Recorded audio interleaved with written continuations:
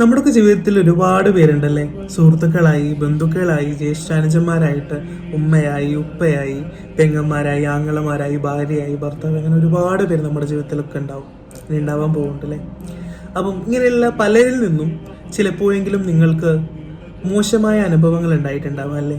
ചിലപ്പോഴെങ്കിലും അവർ നിങ്ങളെ ഹൃദയത്തെ നോവിച്ചിട്ടുണ്ടാവാം, ചിലപ്പോഴെങ്കിലും അവർ നിങ്ങളെ വേദനിപ്പിച്ചിട്ടുണ്ടാവാം, ചിലപ്പോഴെങ്കിലും അവർ നിങ്ങളെ ഹേർട്ട് ചെയ്തിട്ടുണ്ടാവാം അല്ലേ.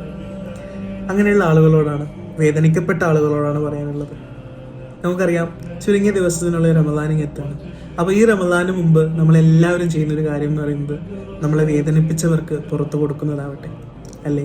ചിലപ്പോൾ അത് നിങ്ങളുടെ ഉപ്പയാവാം, ഉമ്മയാവാം, മക്കളാവാം, സഹോദരങ്ങളാവാം, അല്ലെങ്കിൽ സുഹൃത്തുക്കളാവാം, ബിസിനസ് പാർട്ട്നേഴ്സ് ആവാം, അങ്ങനെ ആരും ആവട്ടെ. നിങ്ങളെ എപ്പോഴെങ്കിലും നിങ്ങൾക്ക് വേദനിപ്പിച്ചെന്ന് തോന്നുന്ന ഏതെങ്കിലും ആളുകളുണ്ടെങ്കിൽ, ഏതെങ്കിലും ഒരു വ്യക്തി ഉണ്ടെങ്കിൽ അദ്ദേഹത്തെ മനസ്സിൽ കൊണ്ടുവന്ന് മനസ്സ് നിറയെ പറയുക, ഞാൻ നിങ്ങൾക്ക് പുറത്തു നിന്നിരിക്കുന്നു.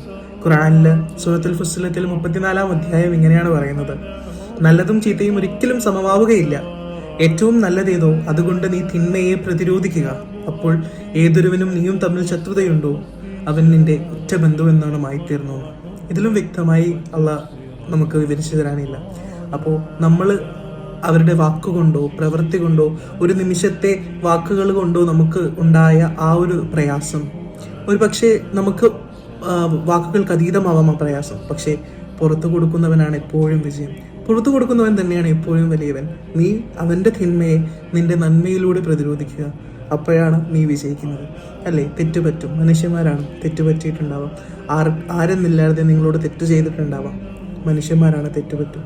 പക്ഷേ പുറത്തു കൊടുക്കുന്നവനാണ് അവിടെ ഏറ്റവും വിജയിക്കുന്നത് അല്ലേ. So to err is human but to forgive is divine. തെറ്റുപറ്റുന്നത് മാനുഷികമാണ്, പക്ഷെ പുറത്തു കൊടുക്കുന്നതാണ് ദൈവികം. നമുക്ക് നമ്മളെ വേദനിപ്പിച്ച എല്ലാവരുടെ അടുത്ത് പുറത്തു കൊടുക്കാമല്ലേ. ഈ റമദാന് മുമ്പ് നമ്മൾ ചെയ്യുന്ന ഏറ്റവും വലിയ കാര്യം അത് തന്നെയാവട്ടെ. ഒരു നിമിഷം കൊണ്ടെങ്കിലും നമ്മൾ പ്രയാസപ്പെടുത്തിയ ആളുകൾക്കെല്ലാം നമുക്ക് പുറത്തു കൊടുക്കാം. ഇൻഷാ അല്ലാഹ് എല്ലാവരും അല്ലാഹ് സ്വർഗ്ഗത്തിൽ ഒരുമിച്ച് കൂട്ടുമാറാവട്ടെ.